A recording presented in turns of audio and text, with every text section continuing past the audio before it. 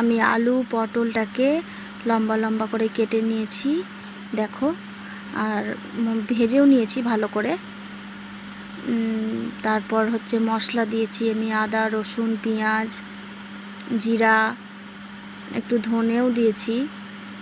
দিয়ে আমি ভালো করে কষিয়ে নিব, কষিয়ে ঝোল দিয়ে দিলাম। ঝোল দিয়ে এখন ফুটবে, ঝোলটা ফুটার পরে আমি মাছগুলো দিয়ে দেব।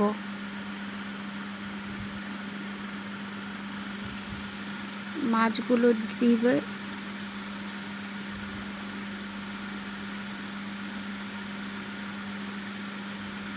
এই যে মাছগুলো দিয়ে দিলাম।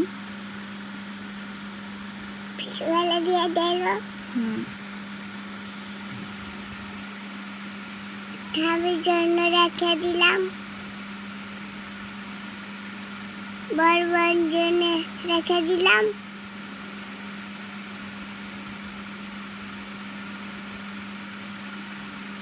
এবার ঢাকা দিয়ে দিব একটু, মাছগুলো দিয়ে ঝোল পটল সব দিয়ে দিব।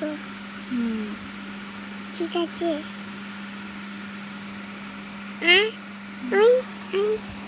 এই যে আমার কমপ্লিট হয়ে গেছে রান্না, দেখেন কেমন লাগছে কমেন্ট করে জানাবেন। এইভাবে তরকারি রান্না করে দেখবেন, খেয়ে দেখবেন এইভাবে আলু পটল মাছের তরকারি, খেতে খুব সুন্দর লাগে, ভালো লাগে।